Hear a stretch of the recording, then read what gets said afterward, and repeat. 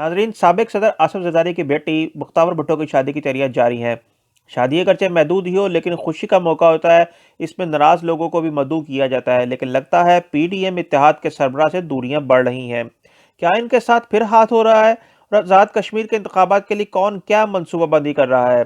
आपको इस बारे में सब बताते हैं, लेकिन इससे पहले अगर आपने हमारा चैनल सब्सक्राइब नहीं किया तो वो कर लें। व्यूअर्स, मौलाना फजलुर रहमान हुकूमत के खिलाफ अपोजिशन इत्तेहाद पीडीएम के सरबराह हैं, लेकिन इनको बख्तावर भुट्टो की शादी में शिरकत की दावत ही नहीं मिली। मौलाना फजलुर रहमान से पूछा गया, बख्तावर भुट्टो की शादी में कराची कब जा रहे हैं? उन्होंने कहा, कौन सी शादी? मुझे तो जरदारी साहब ने मदऊ ही नहीं किया। मुझे बड़े बड़ों का तो नहीं मालूम, अलबत्ता मैं मदऊ नहीं हूँ। उन्होंने कहा, मियां नवाज शरीफ और आसिफ जरदारी हुकूमत की रुखसती पर मुकम्मल इतफाक रखते हैं, लेकिन इनका तरीक़ाकार मुख्तलिफ हो सकता है। लेकिन मकसद एक है, मुझे रावलपिंडी की तरफ मार्च करने का शौक़ नहीं, लेकिन गैर जानिबदारी दिखाई नहीं दे रही। क्या वाम नहीं जानते कि गिलगित बल्तिस्तान के इलेक्शन में क्या हुआ, और अब आज़ाद कश्मीर के इंतखाबात के लिए कौन क्या मनसूबाबंदी कर रहा है? अगर हमारी वीडियो पसंद आए तो इसे लाइक, कमेंट और शेयर करें। मज़ीद वीडियोज़ के लिए देखते रहें नवाज दरवेश।